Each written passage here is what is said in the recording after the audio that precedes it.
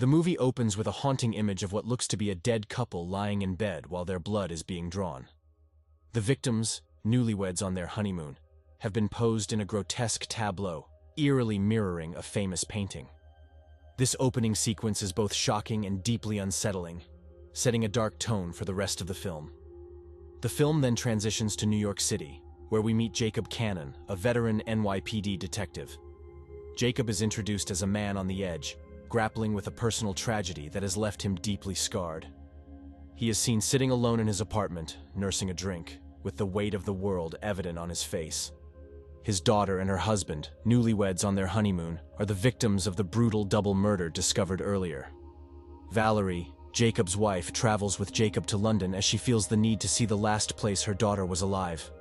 Famke Janssen delivers a poignant performance as Valerie, portraying a woman who is grieving the loss of her daughter while also struggling to reach her husband, who is slipping further away from her.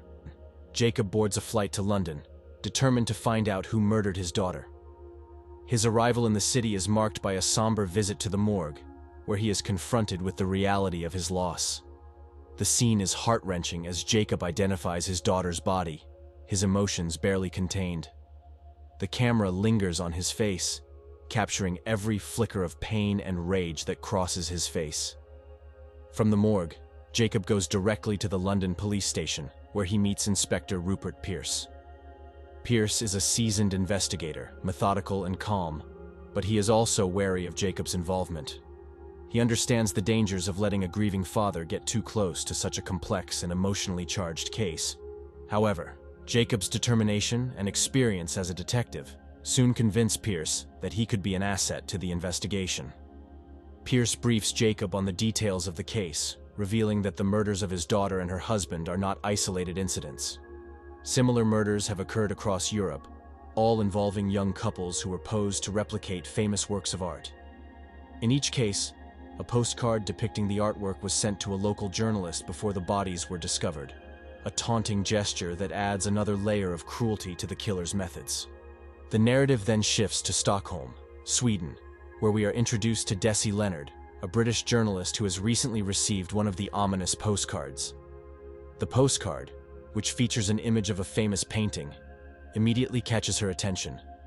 Desi is portrayed as a sharp, inquisitive journalist with a strong sense of curiosity and a knack for uncovering hidden truths. Kush Jumbo's portrayal of Desi brings a sense of determination and intelligence to the character. Desi is not easily intimidated, and her initial curiosity about the postcard quickly turns into a deep interest in the case. She begins to investigate the connection between the postcard and the series of murders that have been plaguing Europe, unaware that she is stepping into a web of danger. Jacob begins his own investigation, driven by his grief and his relentless pursuit of justice. He visits the crime scene where his daughter was killed, taking in the horrific details of how her body was posed to mimic a famous artwork. The scene is both haunting and heartbreaking, as Jacob is forced to confront the brutal reality of his daughter's death. Jacob's investigation leads him into the world of art, as he tries to understand the significance of the paintings that the killers are recreating with their victims. He visits art galleries, consults with art historians, and questions anyone who might have knowledge of the artworks depicted on the postcards. This deep dive into the art world is portrayed with a sense of urgency, as Jacob becomes increasingly obsessed with finding a connection that will lead him to the killers. Jacob's investigation eventually leads him to Desi Leonard after he learns about the postcard she received in Stockholm. Their first meeting is marked by tension and mutual suspicion. Jacob is desperate for any lead that might help him catch the killers, while Desi is cautious, wary of becoming too involved in a case that is quickly turning dangerous. Despite their initial mistrust, Jacob and Desi realize that they need each other. Desi's journalistic instincts and her knowledge of the case make her a valuable ally, while Jacob's experience as a detective provides the muscle and determination needed to pursue the killers. Together, they form an uneasy alliance, with each bringing their own strengths to the investigation. Kush Jumbo and Jeffrey Dean Morgan have a strong on-screen chemistry, and their characters' partnership adds depth to the narrative. While Jacob is driven by emotion and a deep sense of personal loss, Desi is more methodical and analytical, providing a counterbalance to Jacob's intense, sometimes reckless approach. As Jacob and Desi delve deeper into the investigation, the film begins to reveal more about the killers themselves, Mac Randolph and Sylvia Randall. The couple is introduced through a series of flashbacks and present-day scenes that gradually unveil their twisted relationship and their motivations for the murders. Mac and Sylvia are portrayed as a young, attractive couple with a shared passion for art and for murder. Their relationship is built on a mutual fascination with death and a desire to create something beautiful through their heinous acts. They are intelligent, calculating, and utterly devoid of empathy, making them a chilling and dangerous pair. Ruairi O'Connor and Naomi Battrick deliver chilling performances, bringing a sense of charm and menace to their roles. Mac is the dominant partner, charismatic and manipulative, while Sylvia is more reserved, following Mac's lead but equally complicit in the murders. Their dynamic is unsettling, with their shared obsession with art and death driving them to commit increasingly brutal acts. As the investigation progresses, Jacob and Desi uncover a disturbing pattern. The murders are part of a larger spree that spans several countries. Each murder is carefully staged to resemble a famous work of art, with the killers sending postcards to local journalists in each city before the bodies are discovered. The investigation takes Jacob and Desi to various cities across Europe, including Munich, Brussels, and Amsterdam. In each city, they find more victims, all posed in macabre recreations of famous artworks.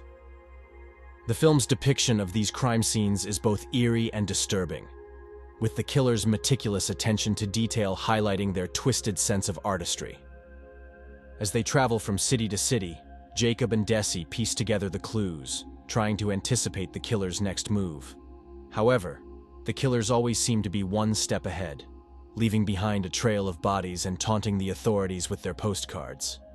The international scope of the investigation adds a sense of urgency and frustration, as Jacob and Desi race against time to stop the killers before they strike again. As the investigation drags on, the emotional toll on Jacob becomes increasingly apparent. His obsession with the case starts to consume him, straining his relationships and pushing him to the brink of exhaustion. He becomes increasingly isolated, withdrawing from those who care about him, including his wife Valerie.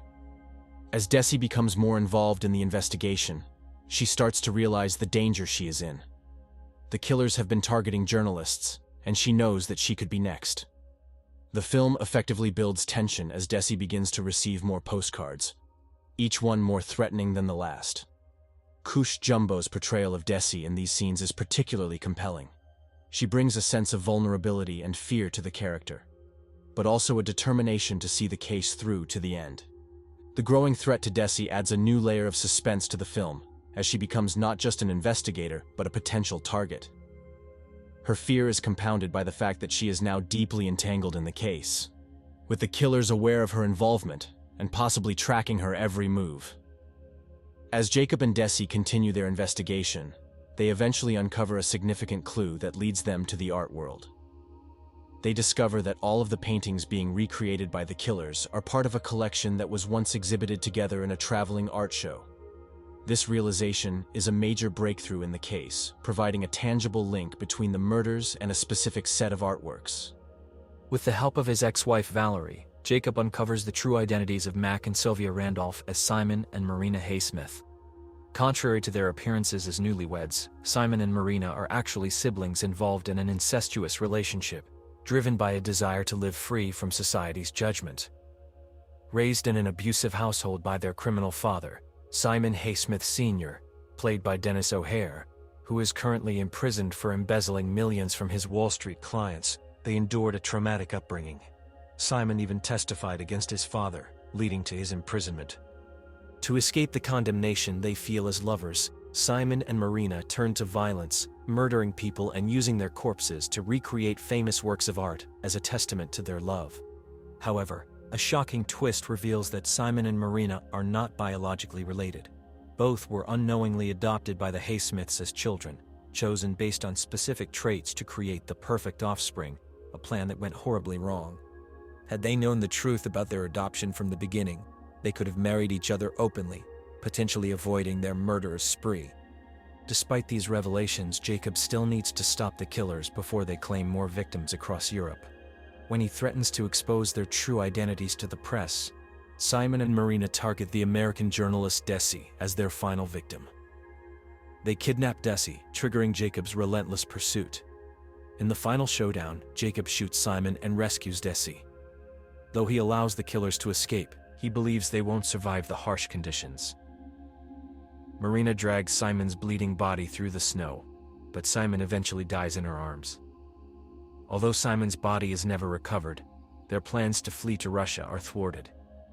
In the closing scene, it is revealed that Marina has survived. She contacts Simon Haysmith Sr. in prison, chillingly greeting him with, "Hello, Father, it's me."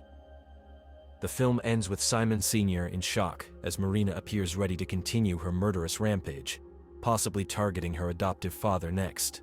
I hope you enjoyed watching this recap. Please leave a comment below on what movie you think I should do next. Don't forget to like and subscribe, and I'll catch you on the next one.